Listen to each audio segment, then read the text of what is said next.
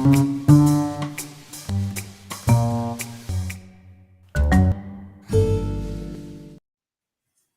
holidays, everybody. Happy Yule, happy Christmas, happy everything, because it is time for the Witches Movie Coven. Yay! You see, we have a little bit of a theme going today. So welcome. My name is Patti Negri. I am one of your hosts. This is my particular Black Phillip. I'm going to let everybody, like we did last week, introduce themselves, starting with the beautiful and handsome and dapper Richard-Lael. Hello, everybody. Richard-Lael is one name, not two. If I were just Richard. Anyway, I am the gentleman psychic, and it is so lovely to see my Coven family and you. Hello and welcome. Thank you. Jason. Happy Yule. It's so great to be doing this special show where we get to talk about all of our favorite little extra special things. Thank you so much. Heather. Hi, I'm having internet problems tonight. I have all my children home, and I've already had to chase them off of all of their gaming and Wi-Fi. It's the holiday season, so it's a little crazy in the house right now. So I apologize if I freeze up a lot tonight. But here I am, and I'm happy to celebrate Yule and the holidays with everybody and our special guest as well tonight. Yes, indeed. You may see that our beautiful Courtney Buckley is not here, but in her stead, we have the fabulous, always funny, always well-dressed Chad. Welcome, Chad. Introduce yourself. Can you all see me? Can you all hear me? I'm also having internet issues, but... we can see you. We can hear you. Mother Nature suddenly remembered that LA exists, and so we're getting covered in a torrential downpour at the moment. But I am the internationally ignored costume designer, Chad Hatter, and I'm very, very happy to be here this evening. Thank you. We are thrilled to have you. Now, this week is different. We'll see how it goes. Instead of doing A1 film or A1 television show, we were all bringing in our favorite or one of our favorite TV specials or holiday specials. That was not easy for this Libra to have to pick something on her own. So we're not going to start with me.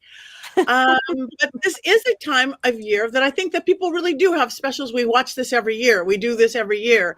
So I don't know. Does somebody want to jump right in? I'll go first. Please do. I will definitely go first because... So much fear. Any fool to go about with Merry Christmas upon his lips should be boiled in his own pudding and buried with a stake of holly through his heart. Humbug, I say. Bah! Humbug. Humbug, uncle. What right have you to be miserable? You're rich enough. And what right have you to be merry? You're poor enough. Anyway, my start off is, of course, A Christmas Carol. And I'm going to not go into that right full on right now, but I'm going to tell you I have always been on the side of Scrooge. It says in the beginning that he took care of Bob Cratchit, and Bob Cratchit was a Nelly who very well could have spoken up when they came in to ask for charity. He could have said, "Sirs, if you would pardon my indiscretion, I have a child who is in need." But no, he just whined that it was cold. Boo-hoo, boo-hoo. Oh, man. I know. Humbug. And then not only that. This hurts. You are so fortunate to be, much like myself, dirt poor, because if you had anything to your name, you'd be in danger of being visited by spirits on Christmas Eve. That's true. That is. But you know what? I will say that even though he was very wealthy, Mr. Ebenezer Scrooge did employ a lot of people. And in the town, he was a lender. And so he was very good with his money.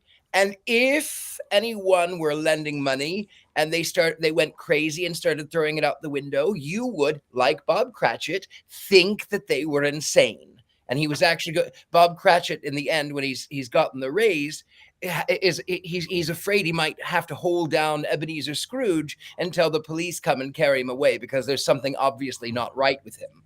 And mind you, he was doing all right alone. He was keeping the holiday in his own special way. And then he was forced, nay, he was indeed, he was possessed by these spirits and just because he didn't want to have a Christmas tree or have a Christmas goose as big as the boy. He was seen as an old miser. And so what? Leave him alone. Let him celebrate in his own way. I wish I had the foresight to make a large amount of popcorn so that while you were ranting, I could have just reached out of screen and brought up a bucket and just sat here watching you go off the rails. On my second one, I will go ahead and tell you my second favorite one. Can we rebut you first? Come on. Like, we have to, there has to be a rebuttal here. You can rebut. Because you're missing the entire That's what he wants you to do. story. Don't feed him. It's not about putting up a Christmas tree. It's not about a goose. It's about finding sympathy and empathy for your fellow human beings, for being able to be generous, for being able to give. Scrooge had plenty of money. Are there no workhouses? He was the subprime Are there lender, no prisons? subprime lender of his time. He was a terrible person, and the spirits needed to visit him because he was a terrible person. What did all that money give him? Nothing. He lived a terrible life, a miserable life with no joy or happiness. He was Potter from the movie from last week. Yes. Yes. And every time, no matter what version I see, you know, and I'm not going to tell you the versions I'm most familiar with because y'all will laugh, but Muppets and Mickey's Christmas Carol. Okay, let's just move on from that. Point of order. The Muppet Christmas Carol is high art, and anyone who disagrees with that doesn't understand art at all. There you go. It is the ending is bad though. I don't like the ending, but other than at the that, ending, when baby Mickey Mouse, when baby little Mickey Mouse, or what, and little guy, he says, "And God bless us, everyone." I'm in tears. And every time. Say, God bless us, everyone. Every time. It doesn't matter. It doesn't matter he's saying God. It doesn't matter, you know, whatever. I just, every time. Tears. A little Mickey Mouse, I tell you what. Humanity, Mr. Scrooge, can I please have a raise, Mr. Scrooge? I mean, like, how can your heart not melt when you hear that voice? He could have gotten another job. He was paid well enough. Why do you think that Ebenezer kept him around? Anybody could have done his job. Ebenezer was employing that lazy fool. Oh boy. Bob Cratchit was clearly good at his job, and he became a partner at the end. You don't just give partnership to somebody who's bad at their job or easily replaceable. He was good at his job, but if he was so good at his job, why didn't he? If he didn't like working with Ebenezer Scrooge, why didn't he find another job if he was so good at his job? I don't think there were a whole lot of like opportunities in 1841 London. I mean, you're happy to work, right? You're happy to have a job, but you should be paid in a way that compensates you for your skills and your time and your expertise in lending money. Always the oldest profession in history, and I'm not going to tell you what that is. If you wanted to get paid more, I'm certain that there were some Londoners who would have paid top dollar for that. Richard-Lael, we've suddenly entered Les Miserables, I think. You know, Heather, what they say. You know what they say, Heather? Lame is as lame does.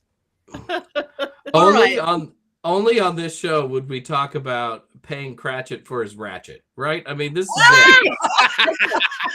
Before I'm taking over before we fall, because Black Phillip is getting so upset. Before we go further down this rabbit hole of Les Mis, my Black Phillip got so envious seeing Heather's Black Phillip, he had to go get a hat immediately. But before you do your second movie, Richard-Lael, before you do that, I want to do my favorite one because mine is a completely opposite version. I'm always been odd with television, and my favorite, it was really hard for me to choose, but my favorite show growing up was Bewitched. it was Bewitched. And they did have a few Christmas specials. They had like 4. And my favorite one is the No Bah Humbugs Here, their particular Scrooge story. It was 1967 or 1969. Tabitha was the little thing that all she did was repeat what her mommy said. And their Scrooge character was, an ad person who had soup company. And they wanted, of course, Darren to work on Christmas Eve, and Larry and the mom and everybody. And I think I actually saw that before I ever saw a real Christmas Carol, a real Scrooge, a real Night Before anything. And I got the message as a little kid just doing this. Oh, the evil corporate, salesman of whatever. And then, of course, Samantha took him off on her broom, most fabulous witch broom I have ever seen, with red and green. It looked like a Christmas tree. And she got to use her magic to create the Christmas tree. And they went to the real Santa Claus because she knows people. And the doll, they got top. This is what was the doll for Tabitha was the Bruisey Susie. I wanted a bruisey. You squeeze her too hard, she bruises. This is genius. Susie. She looked like a chatty Cathy, but she bruises if you are. So you are encouraging little children to bruise. This Bewitched. And again, my entire life, I have never seen a typical family sitcom. I had the perfect family. No divorces. My mom and dad were married forever. 2 big brothers. We were that cliche, classic. I never in my life watched one TV show, not Little House on the Prairie, not Happy Days. I couldn't do it. It was my life. This is the closest I ever had to it. It was Bewitched because she was a witch and she could do magic. It's probably why I am a witch. And even though I never got a Bruisey Susie, Scrooge, and he got to go to the North Pole and he got to ride in a broom and he kept saying, "Put me down." And he ended up happy, Richard-Lael. So whether you have money or you give money or you have a Christmas tree or you wiggle your nose, he ended up happier because he was with people, like Jason said. So you guys, you can watch it on YouTube. Bewitched has its own channel, and this one called The Bah Humbug of 1967 or 1969. This is my foray into witchcraft. Mm-hmm. Beautiful. Yeah. I love that. All right. So now So you can nice see to have something. Unless anybody else has a Scrooge story, we can move on. Well, it's so nice to have something so heartwarming and genteel and so part of the season. Now, Richard-Lael, if you'd like to do the exact opposite again. Well, I will tell you my second favorite one, actually. Now that we're on the topic of second favorites, I will tell you my second favorite. My second favorite is Tales from the Crypt, All Through the House. And in this delightful story, it's a lovely story. It starts off on Christmas, and it's a lovely family. And of course, it's this beautiful woman, and then she's married to this man that she hates, and he's the stepfather to her daughter, and he gets to be a little grinchy, and he says to her, "Hey, it's cold in here. Do you have the fire poker?" And she says, "I have it right here." And he says, "Well, what are you waiting for? Give it to me." And she does. She gives it to him right into his head. And then she's panicking. Her little girl comes downstairs. "Why is he not talking to me and telling me good night?" "Well, he's sleeping." "Well, maybe Santa can wake him." "No, not even Santa can wake him." So she tries to figure out what she's going to do, how she's going to call the cops and tell them that this guy is dead. And she hears on the radio that there is an escaped mental patient dressed as Santa. And he's on this homicidal rampage, killing innocent people throughout the county. Like you do. I mean, I do it every year. And she... Confessions. But only in red states. And then she ends up, the man comes in and she goes, "Okay, I'm going to call, I see this Santa out here. I'm actually going to call the cops and say that he murdered my husband." And then she realizes that he's he's out there, but then her car keys are out there and she has to go out, and the Santa killer tries to kill her, but then she gets into the house, and then the little girl, she's calling the cops. There's a man dressed as Santa, and he's killed my husband, and he's in the house, and I'm afraid he's gonna kill me. And then the little girl sees that the Santa is outside and calls him in and opens the window so that he can come in. And she says, Mommy, look, it's Santa. And he didn't even have to come down the chimney. And then the woman screams, no!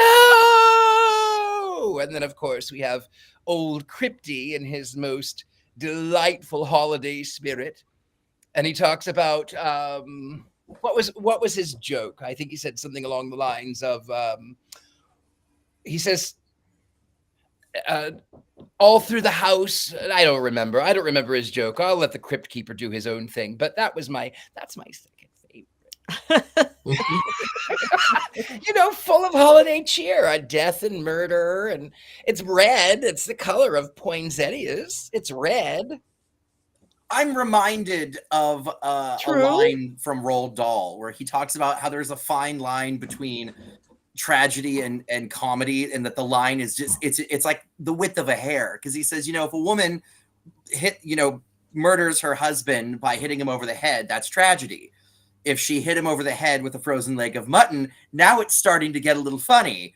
But if she then cooks and serves that leg of mutton to the two police officers who show up wondering where her husband has gone, now it's comedy. And in the words of, I believe it was Woody Allen, is comedy is tragedy plus time. But that has nothing to do with our Christmas cheer that we're talking tonight about. And so I am going to deflect. Christmas. I mean, Richard-Lael has been so cheerful, and so I'm gonna deflect. So I've got a couple of things to share, but first, I guess I'm going to share my most favorite Christmas show growing up, and that is Emmett Otter's Jug Band Christmas, hands down. Oh, so good. Bravo. I can sing every song Heather. there. Every song. What is it I have called? watched it. What was that? What is it called? Emmett Otter's. There they are. Yeah. Look at those birdies up in the tree. Wait, I got a quote. I'm channeling Courtney. Hang on for a second. I've never seen this. Do you have mashed potatoes? Up in the tree. We're not birdies. We're a jug band.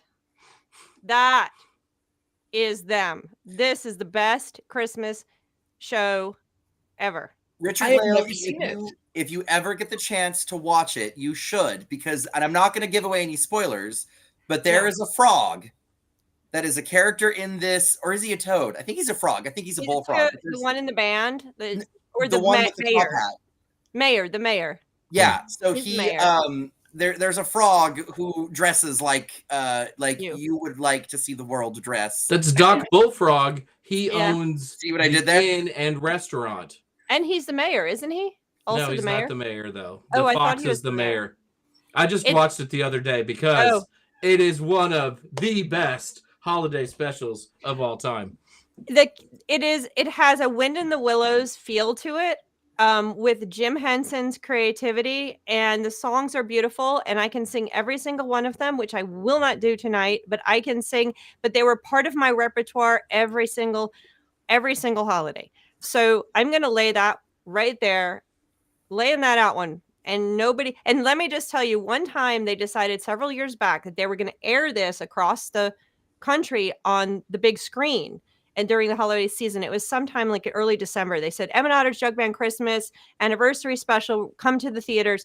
We went to the theater, and the theaters, we went to see it. Family, 6 of us, sitting there waiting. And then the camera, whatever, the new construction broke, and we never got to see it, which was still a scar in our life. But if you ever get the chance to see the stage show, because they have made it into a Broadway musical, it is very charming, and they've filled it out with more music, and they've rounded out the script a little bit more, and it's very charming. It is so good. And it's so good on so many levels. So I'm going to just list, watching Christmas specials growing up was a huge deal for our family. Like Christmas time, I grew up, my family is Jewish. My family also is split because I had family that I have Christian family as well, or something. I don't know what they are. Family, Christian origin family.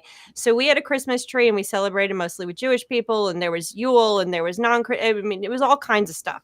So watching Christmas carols and being with family was a huge deal for us. So we watched them when they came on, because back in the 70s and 80s, you couldn't download them and stream them whenever you want. You had to watch them when they came on, and that was a huge deal. When I remember when John Denver and the Muppets special came on, and yes, I'm dating myself big time here because I love John Denver and I love the Muppets. So that, and I had that record, we had that record and played it. When that came on, you watched it.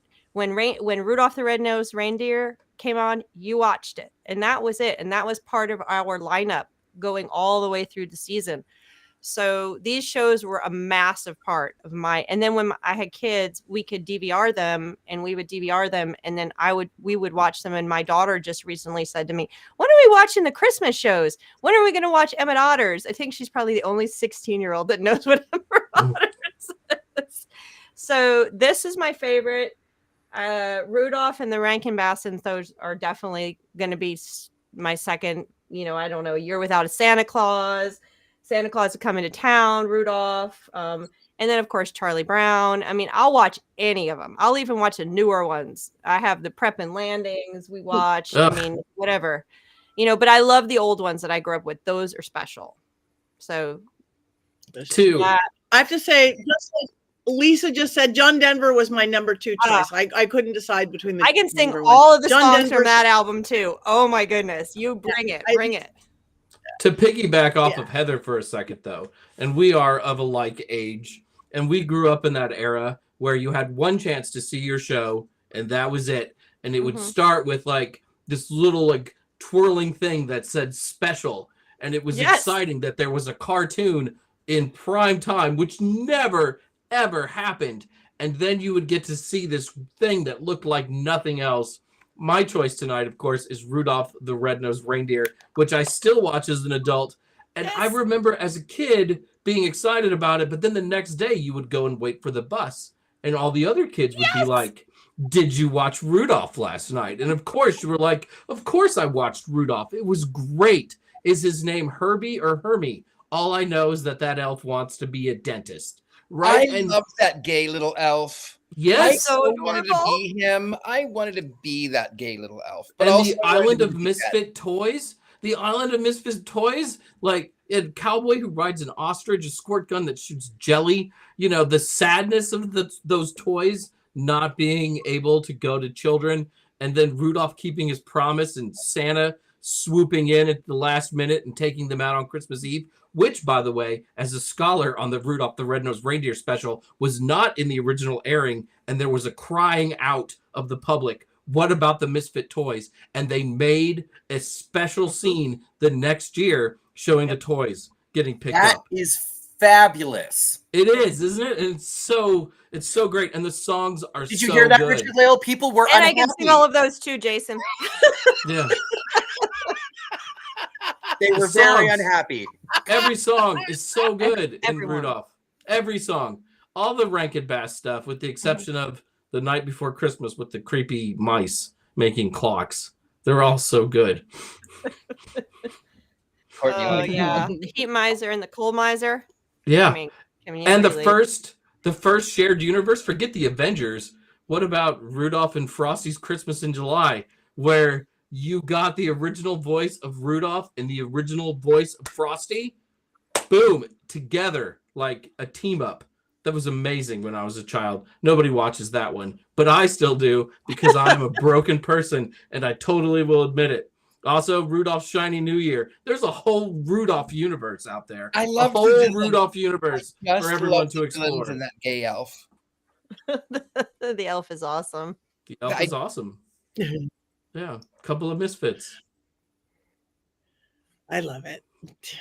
Holidays are varied. Okay, Chad, Mr. Chad Hatter. I don't think you've given us any of your wisdom. I haven't. I don't have a rant or a bunch of unhappy people like Richard-Lael has. But I do have some things to contribute that are kind of a little more. One is a bit more on the obscure side of things. in the 1980s, my favorite author illustrator, Maurice Sendak, was asked to design a production of The Nutcracker by Kent Stowell, who at the time was the art director for the Pacific Northwest Ballet. And he turned it down. He said, it's too saccharine. It doesn't make any sense. It's irritating. I'm not going to do it. Well, then it sort of stuck in the back of his head like a little walnut kernel. And he went off and found the original fairy tale and read it and saw the potentiality that existed within it. And so he went back to Kent and said, okay, I'll do it, but I'm only going to do it if we rewrite it and do a plot that's closer to the original story, that's a little bit darker, that has a bit of an edge to it. And Kent Stowell loved that idea because he wanted the Pacific Northwest Ballet to have their own Nutcracker, because up until then, everyone mostly, and it still happens, just was sort of copying the George Balanchine version. And literally every version you see has something tethering it to the George Balanchine version, which I am fatigued from the George Balanchine version. So tonight I am dressed as Maurice Sendak's version of Godfather Drosselmeyer. And this particular version of the Nutcracker is dark and beautiful and lovely. And it's got elements of brightness to it, and it's, instead of going to the land of the sweets, she goes to the land of the toys, because that's what happens in the book. And there's this beautiful moment where the young Clara is traveling through this ice cave, and as she's walking through it and she's being reflected in channels of ice, she ages up and becomes a grown woman, because it is her fantasy. And she grows up and she sees herself as an adult, and then she has this beautiful dance with the Nutcracker Prince, and it's very lovely and beautiful. And I don't have a Black Peter with me this evening, but what I do have is this. Oh, wow. Ooh. There's only 2 of these in existence. The one that was built for the production in the 80s, which is currently in a Maurice Sendak museum, I believe in, I want to say Oregon, but I don't know if that's correct. But this was made for me by a very dear friend. I have to take the eye patch off for a moment. But this was made for me by a very dear friend of mine. And it is entirely resin. It weighs a metric ton. He's horrifying because he's supposed to be. That's one part of the fairy tale that people often forget, is that he was cursed with ugliness, which is why he's got bug eyes in the head that's way too big for his body and stuff like that. But he's so charming and so cute and so lovely. And my favorite thing about this particular production is that upon its completion, Maurice took all of his designs for the sets and the costumes and bound them together with a translation of the original text. And you can still buy this version of the Nutcracker, and all of the illustrations are his designs. Like this snowy scene here is one of the backdrops. And as you flip through it, there are that's one of the curtains from the show with Godfather Drosselmeyer and all of his toys. And it's just, it's so lovely and it's so fabulous, and it's available to watch on YouTube. So if you get a chance, do watch it. It's absolutely fabulous. It's so beautiful and lovely. And it's definitely got lots of surprises. And then the second thing that I wanted to talk about was the Rankin Bass 'Twas the Night Before Christmas. Now, Jason. Oh, that's at the bottom of the Rankin Bass catalog for me. But Courtney also loves that one. Courtney, not this one. That was my third. Not this one. 'Twas the night before Christmas. So Courtney also loves this one. I don't remember it because Christmas. Jason, how dare you?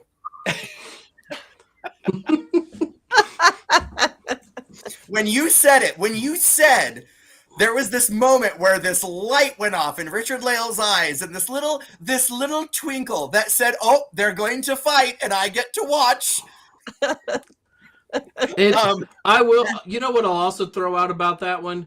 One of the things about Rankin Bass ones, which was so much fun, was the stop motion animation, right? Correct, and so this one does not have stop motion animation, which really kind of, I think, lessens it, because that's kind of what you expect at Christmas, because it's different, and that's what all the other ones were.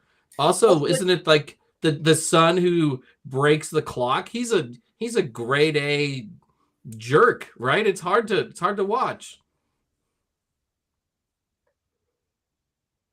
are think he elements froze. of it that there he are is. kind of, oh, okay. There are elements of it that are kind of depressing because you're right. The youngest son of the mouse family. Oh, the movie follows this one family, Jonathan Trundle and his kids and his wife, and they're very poor, and he's a clockmaker in this, this everywhere where they live.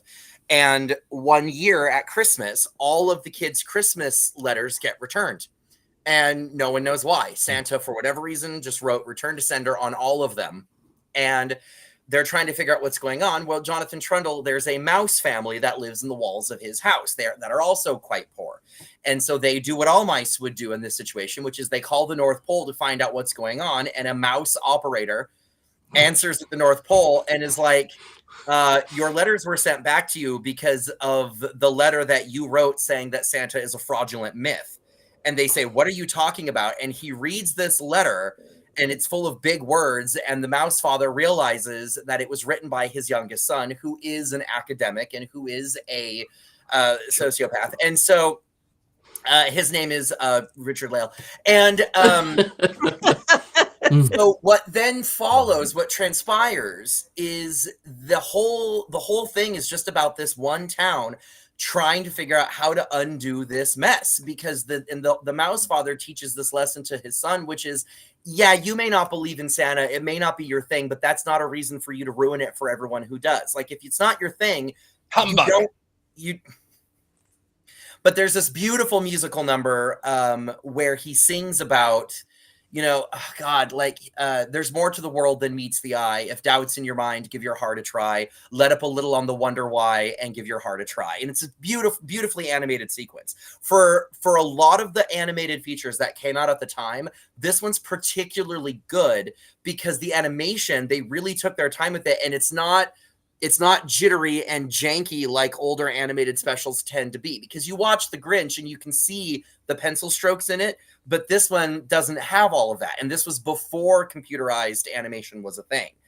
And I always weep openly at the finale of it, because the big solution that they devise is they build a clock in the middle of town square, this big clock tower that at midnight on Christmas Eve will chime this song welcoming Santa and apologizing and, opening their hearts back to him. And it ends up working through a series of events.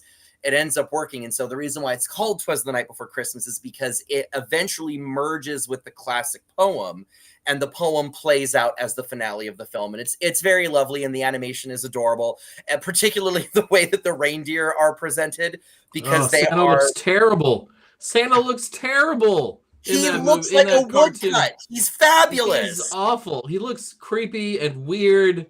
And it's What's not wrong the cool with Santa creepy and of weird? Rudolph or A Year Without a Santa Claus. Like, it's just disappointing. It's a disappointing Santa. I wish there were a year without Santa Claus. Goodness, we can't even go 6 months without a year without Santa Claus. I don't. Go ahead, Heather. No, I was gonna say it, and I saw the 'Twas the Night Before Christmas. I remember it. It didn't stick the way Rudolph and A Year Without a Santa Claus and Santa Claus Comes to Town. It didn't stick for me. I don't remember. Well, this has been fun. Now wait a second. Hold on a second. Have a good night, back. everyone. Goodbye. Come back, Valentine Nutcracker. Okay. I am so fascinated with your talk about the Sendak ballet. So I am definitely going to, and I wrote it down in that book. So I wrote all of that down because I grew up as a dancer and always saw the same Nutcracker, and most likely the Balanchine versions, as you were pointing out. So I am very eager to go see what you said. So thank you for sharing that tidbit. You are very welcome. And the dancing in it is absolutely incredible. The choreography is incredible. The changes they made to the script are fabulous as we change the subject completely. And the other thing about it is, if you've read the story and you know the story, you're going to get so much more out of it. So if you ever get the chance to read the original text by E.T. Hoffman, I highly recommend it. It's fabulous. Mm-hmm. But there was something else I was going to add about the Maurice Sendak Nutcracker. And I was just going to add that in 2014, the Pacific Northwest Ballet retired the Sendak production, and now they do the George Balanchine version with diminished sets, diminished costumes. It's heartbreaking because when you watch the Battle of the Toy Soldiers and the Mice, George Balanchine makes it goofy. You know, you've got the toy soldiers are launching cheese at them out of a single cannon, and there's no stakes. It's just a lot of goofing off. And then the Mouse King comes out with 7 heads, and it's very hokey and unpleasant. But then you watch this version, and every single mouse is an original design. It's not one cookie cutter mouse design. Each one of them, and I sent Richard-Lael some screenshots of what the mice look like, and they are fabulous. They are creepy. They are incredibly limber. And the editor of Star Wars was the director. Neat. So for those of you that like Star Wars, there's that little connection to it. And Henry Selick, who directed The Nightmare Before Christmas and Coraline and James and the Giant Peach, he was the story editor on it. So there's a lot of little pieces all over the place that all kind of, you know, go back to this one production, but it's so gorgeous. So I'm going to watch it when we're done with this. Like, I'm going to throw it on in the background because it's just so good. So good. You have made me want to rewatch The Night Before Christmas. Maybe I'm too hard on it. Maybe I don't remember it as well as I should, Chad. So I'm going to give it another watch. And you have inspired me. And you've inspired me to be unnecessarily critical of it. So we've both grown tonight. How lovely. I mean, does it creep me out that the mother and father look more like brother and sister? Yes, it does. But I will give it another go just for you. Okay, so real quick, Patricia Barksley says that George Balanchine choreography has always bored me. Yes, watch this other version. The choreography is so good. Why would they retire something? Would that be like a legal thing of some sort? Why, or like a rock star retires and comes? They retired it because they went under new management, and the new management didn't want the dusty, tired old production, and they scrapped it. And the one they do now, it looks exactly like the version that's in New York. It looks exactly like the version that LA does. They all look the same because they're all George Balanchine's version of it. And like, the artistry is what baffles me, because there's a moment where Clara shrinks, right? She becomes the size of a toy. The battle between the toy soldiers and the mice happens. And the way that typically this shrinking is done on stage is the Christmas tree gets bigger. But in the version that everyone does, all of the ornaments remain the same size. The tree just gets bigger. But Maurice Sendak said, well, that's stupid. The ornaments need to get bigger. So they designed it so that the entire set was like a giant Chinese puzzle box. So you've got pieces of scenery that disappear behind walls, and giant versions of the scenery come out. So when she shrinks, and it's the entire set that changes. It's incredible. It's absolutely incredible. And they made Drosselmeyer, depending on how you look at it, you're either going to find him incredibly creepy. You guys could do an entire episode just about this production of The Nutcracker. I shit you not, because the amount of sorcery in it is absurd. But, I'm not supposed to curse. I'm so sorry. Sorry. I'm very impassioned. Family show. Christmas show. Anyway, I'm sorry. I'm so sorry. But like the artistry of it is just absolutely phenomenal. And it's weird and otherworldly and beautiful. And Drosselmeyer, you're either going to find him very creepy or very sympathetic. And they were leaning towards sympathetic. And it's just, it's, you have to watch it. You have to. Absolutely. I want a 1-page typed double-spaced report from each of you due by Wednesday of next week about your thoughts and feelings after watching this, because it's, oh my God, it's brilliant. It's absolutely brilliant. And I have one more thing to say, which is the Pacific Northwest Ballet's Instagram account every December gets inundated with comments of people talking about how dare you get rid of this legit version and go to the one that everyone else does. And so their social media person is always having to be like, that version is available on YouTube. The version is available on YouTube. Like over and over and over, because now my passion is incredible. Thank you, Lisa. It's just, it's Oh, it's incredible. It's absolutely incredible. I want desperately to keep rambling about it, but I can't because I'm just going to be going in circles. So now you speak. And Patty only gave us one. Patty, did you have another one? No, I would have gone to, I didn't know we were doing two, but it was a toss between John Denver, because just John Denver, anything would be it. And this music and the songs. And I saw there was a couple comments and how Heather always says she'll sing, but that she won't sing. Maybe we need to do a sing along one of these days. Pick a movie. We could. And do a Don't we have to worry about copyright and stuff if we sing a song? Like we have to pay royalties? Not if you say like it's parody. Do we? John Denver. Yeah. Yeah. I don't know. You think Willie? Can I share another tradition that's a holiday tradition, and also maybe may have interest to our witchy friends that are parents? Would that be okay? Yes, not please. TV shows. So another tradition that my family has is that every night on Christmas Eve, we read the night before Christmas. And so I have a pile of books here. So we read, this is the one I pull out, and I still make them do it to this day. And even though they're older, we read this every night before they go to sleep. I've been doing it since the first one was born. The oldest one is 22 now. But the other tradition we have is that every year I take out, because I love children's literature, I take out a series of books in the beginning of December, right after Thanksgiving, that have to do with the holiday season. And so I love to read children's literature. It's one of my passions, and I've written several articles on children's literature. And so, but some of the literature that I kept, some of these books they're mixed religion as well as pagan, and they have a lot of these have pagans, and I'm just going to share a few of them. This one is called Winter Solstice. There was one they're done for each of the various seasons. It's very nice for parents that are witchy and pagan to read. Another one that I love to read to them was Robert Frost's Stopping by Woods on Snowy Evening. It's the poem, but it's beautifully done. The artwork is gorgeous in this book. So I have Magic Dreidels and Madeline's Christmas. I would take them out. Of course, the Polar Express always came out. They loved the Polar Express. Herschel and the Hobgoblins of Hanukkah. This was one of my most favorites. If you have a little child who's precocious, this is one of our most favorite Christmas books. Olivia Helps with Christmas. Olivia is done. This artist is brilliant. Right. The books are great.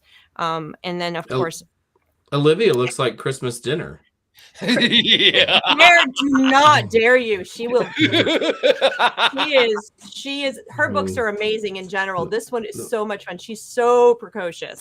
I love Olivia books. Carving his way through everybody tonight, isn't he? She is so bacon. Right here. Merry Christmas, you filthy animal. Another brilliant children's writer and artist is Eric Carle, who died in the last few years. Brilliant books, great for pagans. Lots of nature books, lots of animals, lots of stuff. Dream Snow. This is a beautiful book.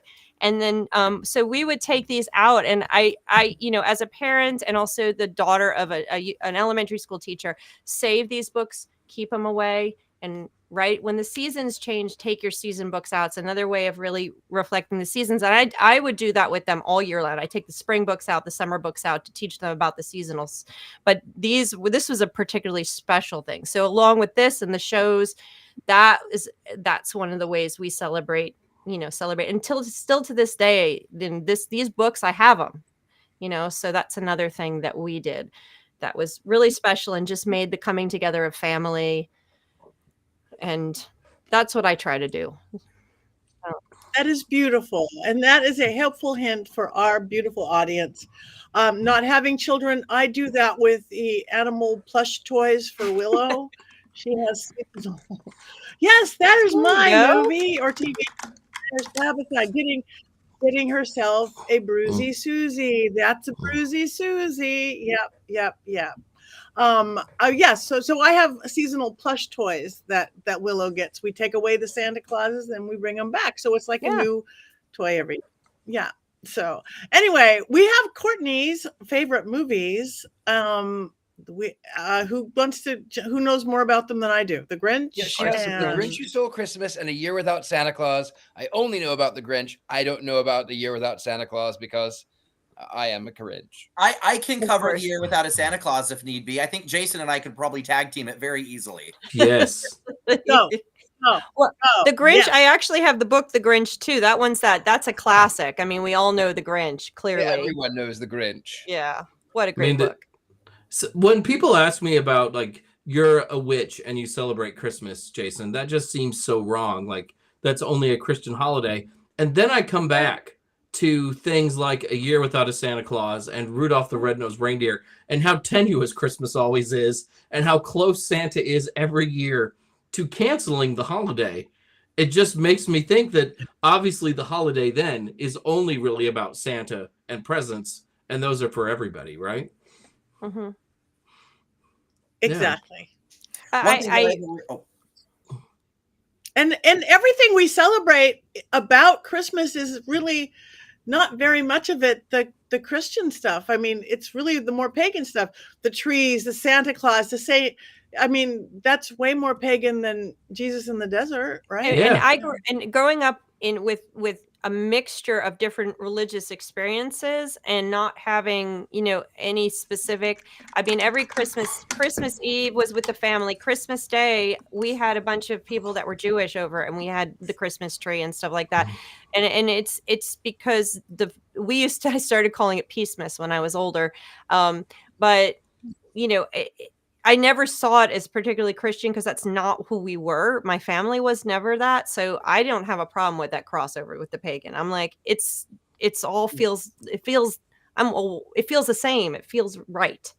So it's a big gooey mess of holiday stuff, right? And you can love it or not love it if you're Richard-Lael, and that's fine. I don't love it. I call it Xmas because it makes me laugh.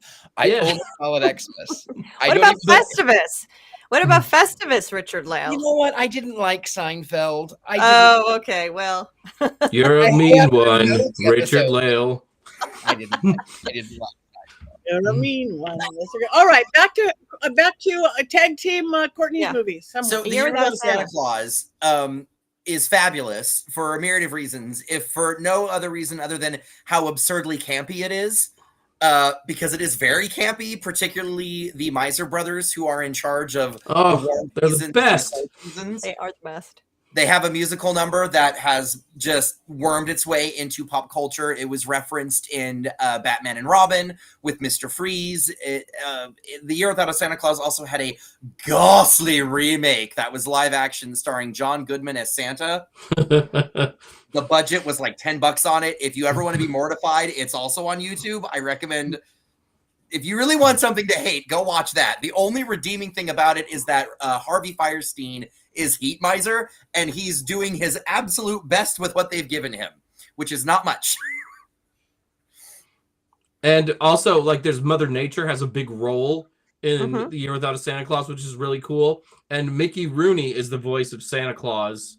And he kind of then takes that over in all of the subsequent specials. Like he shows up a lot after that and all the Rankin Bass stuff. Well, and you mentioned the Rankin Bass, and there really was one. It started off with Rudolph, and then they began to tweak it because eventually even the designs of like their court, like the design of Santa changed, and then they stuck with that design, and the design of the environments changed, and they stuck with that. And I mean, Rudolph's Shiny New Year is a really good example of sort of them having all these different, because like even though there's some contradictory ones, because their origin story for Santa is nothing like the L. Frank Baum, who wrote The Wizard of Oz. His origin story for Santa, they also made into a movie. Which is so pagan and weird. It's amazing. That one is just so cool. Like, and I have this council of pagan elders, like, are we going to make Santa Claus immortal? And I'm like, yes, make Santa Claus immortal. It's so good. So I have to say, L. Frank Baum's names for the reindeer are, in my opinion, superior to the ones from 'Twas the Night Before Christmas, which they do predate by about 40 years. But L. Frank Baum's reindeer names are way better, like so better. Now you're going to ask me what they are, and I don't know. So give me 2 seconds. We are going to ask you what they are. Give me 2 seconds to Google so I get them right, because there's 3 or 4 that I always get wrong. While you're Googling it, while you're looking up that, why don't we, Jason has a movie minute. Why don't we let Jason do your movie minute? I do. Do you have the names, Chad? I will in a moment. All right, I'll stall. I'll do the movie minute. So this one's a little different than it usually is because I'm gonna tackle a couple of different things, and it just really plays into my nostalgia. Ah, yes, the holiday specials of my youth. How broken they all are. As much as I love Rudolph the Red-Nosed Reindeer and all of those songs are boss, the North Pole is a completely messed up place. Even Santa belittles Rudolph for his red nose. Back when Rudolph was a freaking baby deer, no less. And judging how the other elves treat Hermie the elf, it's clear that every elf at the North Pole has both gingivitis and wears dentures. Seriously, no dentists for hundreds of years. Think of the bad breath. And then there's the misogyny. When Rudolph's mom, who was only referred to as Mrs. Donner, wants to go looking for her lost son with Clarice, Rudolph's bae, Donner forbids it and says, "No, this is man's work." Seriously? And then there's my favorite line. They were all very sad at the loss of their friend, but they realized that the best thing to do was to get the women back to Christmas Town, which is said right after Yukon Cornelius and the Bumble fall over a cliff. That's nuts, right? Do the men want to live out in the wilderness while only the women seek a warm mug of hot chocolate? At least the other reindeer are eventually nice to Rudolph. So, yay for learning, I guess. And in nature, by the way, only female reindeer have antlers on December 25th. But the does at the North Pole are forbidden from joining in any reindeer games. Speaking of games, cowboys who ride ostriches are the coolest cowboys, and squirt guns that squirt jelly are far superior to ones that only shoot water. Misfit toys? I think not. How about the coolest toys? Of course, Rudolph's problems pale in comparison to what's going on in A Charlie Brown Christmas. Are the adults in Charlie Brown Town unaware of the separation of church and state? Why does Pigpen never bathe? What do all the Jewish, Muslim, pagan, and atheist kids do during the school play? Where the heck is Santa Claus? At least the jazzy score is pretty cool and is perhaps the only redeeming feature of the entire special. Which brings me to a personal favorite, Emmett Otter's Jug Band Christmas. Are Heather and I the only people who have ever seen this special? Why is the rest of the world not equally enchanted by destitute otters who wander around without any pants on? Oh, the world does not make sense to me. But how I love the terrible Christmas specials because you remind me of my childhood oh so much. And is there any better time of year for acting like a child than Yuletide? Yay! Beautiful minute. A beautiful minute. Thank you. All right, Chad. Okay, so in L. Frank Baum's text, there are not 8 reindeer, there are 10. So that's the first major change. Their names are Glossy, Flossy, Racer, Pacer, Reckless, Speckless, Fearless, Peerless, Ready, and Steady. I think I danced with those when I was in Vegas. I was a dancer too, but I took my clothes off.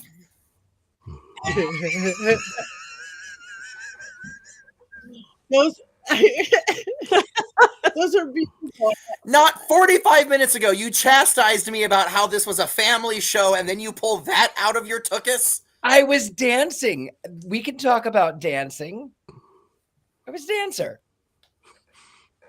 With your clothes Anyway, what's really great about, speaking of universes and cinematic universes and stuff like that, L. Frank Baum had one as well, because in Ozma of Oz, Santa is, well, his version of Santa is one of the guests at Ozma's birthday party, which is really great. And then when he shows up, he ends up having no way to get home, and so the wizard builds this contraption that blows giant bubbles, and that's how he gets back to the North Pole, him and all of his fairies and brownies and elves that go with him. And then that's where, in the original MGM film, that's where Glinda traveling by bubble comes from. It is within the text.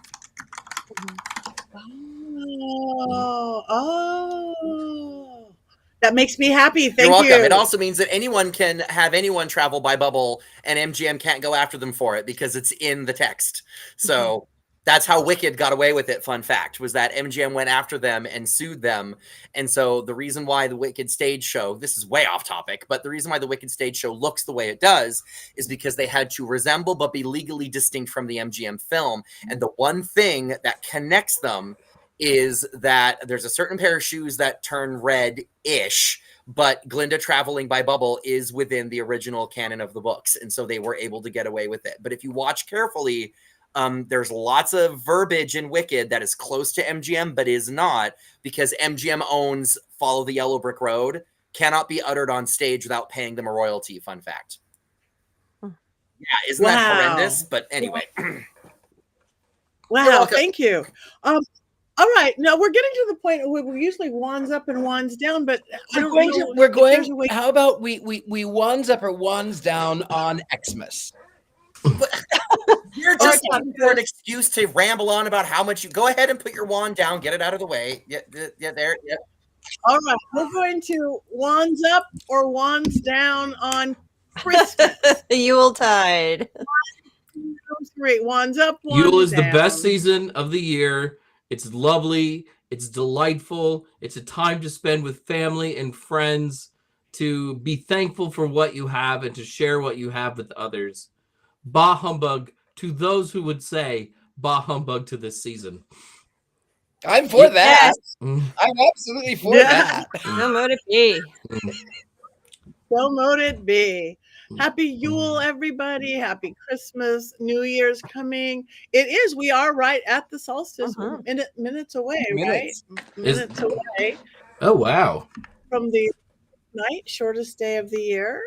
Is anybody doing any specific, since we are a witchy group and we have a couple minutes, is anybody doing a specific anything with their family or ritual that they do for the winter solstice? Yeah, we're go ahead. No, I just was going to say this isn't really a ritual per se, but there is one thing that is part of my holiday decor that I always try to have out by the solstice, and that's La Befana's broomstick, which is, I have got an array of brooms that are out during October and Halloween, but there's one that is specifically for La Befana, and so that goes by the fireplace on the solstice. So beautiful. Thank you. We're Heather? doing our light family.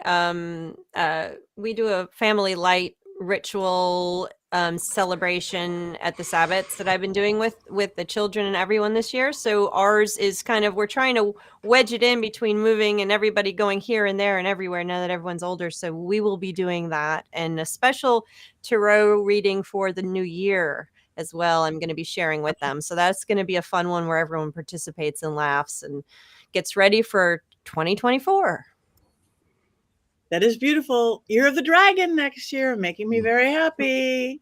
Wood Dragon coming in.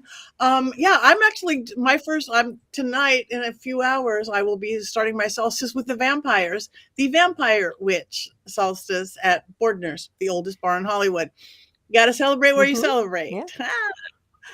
Does anybody have anything coming up that they want to talk about? I don't have anything until Hanover Tavern Paracon in Virginia, January 18, 19, 20. It's a fundraiser. It's really great. Come on down if anybody wants to. Lots of cool people there. Anybody else? Yes, Robert Hicks asks us what next week's Coven will be. Does anyone know? I am going to tell you in 1 second. Thank you, Robert Hicks. It's the Nutcracker as designed, but no.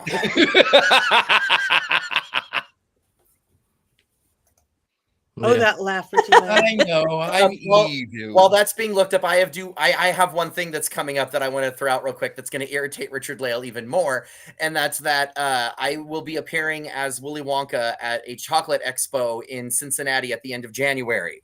And since I don't know if I'm going to be back on the show before then, I thought I'd throw it out there that if anyone's planning on going to the Chocolate Expo, I will be there, dressed as the Gene Wilder Willy Wonka. Because that is the best Willy Wonka. I hate it. Yes. Humbug. Humbug.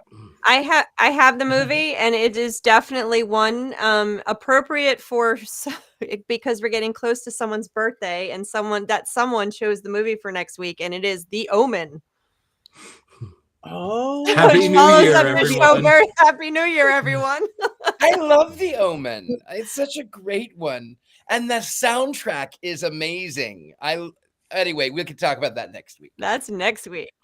We Because will also talk it's about my, it next week. this is my birthday sorry. next week, and we are going to be doing a live New Year's Eve celebration. So you want to come and find me, and we'll have some guests and maybe some people here. I don't know. We haven't really asked, but we have some people here who may be able to show up on that night, and I would celebrate that. My birthday is Saturday. Chad's birthday. Capricorns. Dad. Woo! Jason's birthday is coming up. Jason's is January 4th. 4th, yeah. Wow. Parties for Hail the everybody. goats. That is. I'm sorry. I'm still stuck at anything called a chocolate expo. I want to Really? chocolate expo. That sounds better than any parrot. does. Seems fair. Okay. All right. It is time. But it's not a day to cackle, right? It's the day to ho, ho, ho. Oh, we are getting ourselves with trouble. But here we go. 1, 2, 3. You'll shoot your eye out, kid.